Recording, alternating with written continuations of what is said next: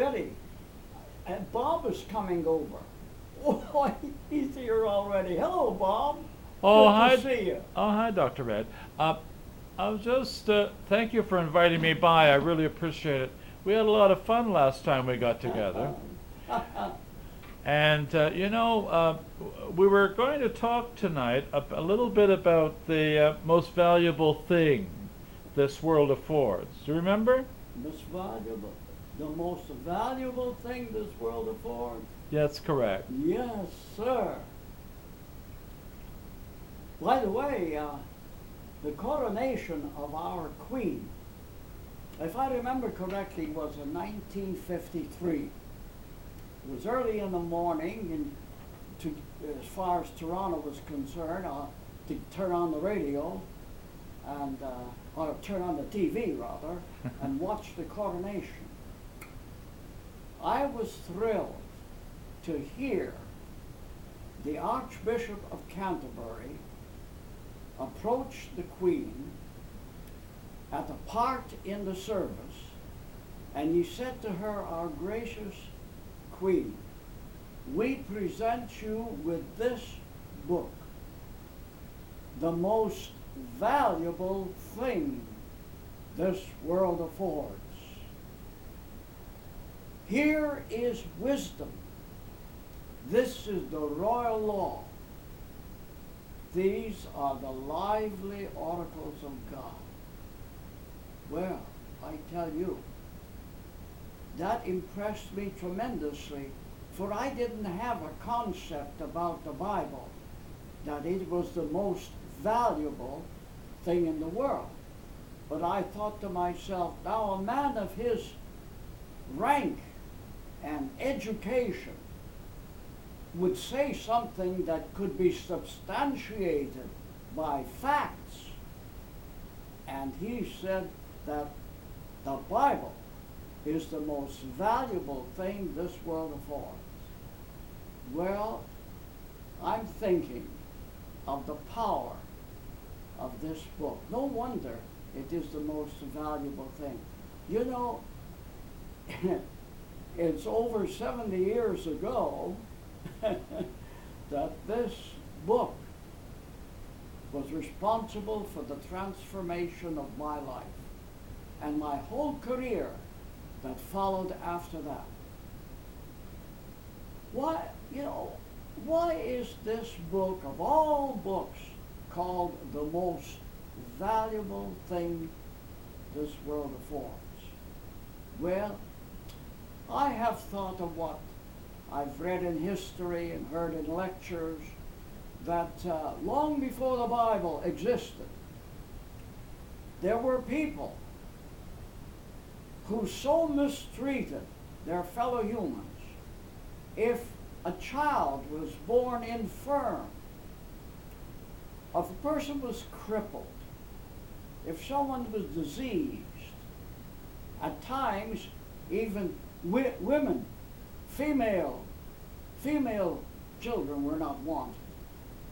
And they were thrown over the walls of their pagan communities to the hungry dogs out there. Well, you and I know that nowhere in the world does this happen now. But this is the most valuable book in the world. Recently I read it is also called the most wonderful book in the world. And I thought, well, coming from different sources, what makes this book so valuable and so wonderful? Civilization is the fruit of this book. The consideration of people's needs is the result of the changed lives of people. Care for womanhood. Women have been exalted by men who originally abused or disused or misused women. And these men that have been changed belong to the company of those whose lives have been influenced by the most wonderful thing this world affords. And women have been honored. Imagine, Bob, if you lived in those days and your dear mother was considered an unwanted woman in the world, how ridiculous it sounds to me that males would speak that way of a female. How did we come in the world if it weren't for our mothers? I'm so glad that good thoughts have come into the minds of people. Hospitals have been erected. Institutions to take care of mankind's needs. This is the most wonderful thing in the world. The world's best book. You know, you and I ought to be giving some time, for the sake of our world's brothers and sisters, is to talk about how this book came about. Any questions, Bob? No, of course, I've been reading the Bible for years and years myself, and I have been greatly blessed, and my life has been enriched by the enlightenment of all those 66 books, that volume of 66 books. You know, that's a wonderful fact.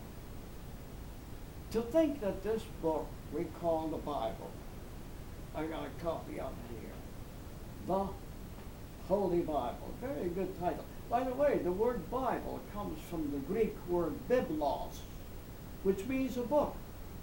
And that's how we've got that word Bible. Well, very special book. It was written over a period of 1,500 years by over 40 witnesses in 3 different languages that were then leading languages of the world: Hebrew, Aramaic, and Greek.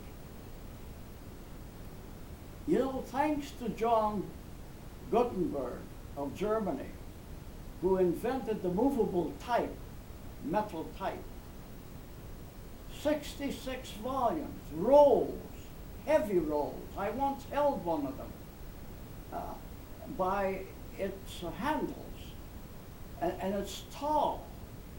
They laid them on a table and they unrolled them, and they find a passage to read in the synagogue, of course. Just think of all 66 scrolls of various sizes and lengths to be between 2 covers.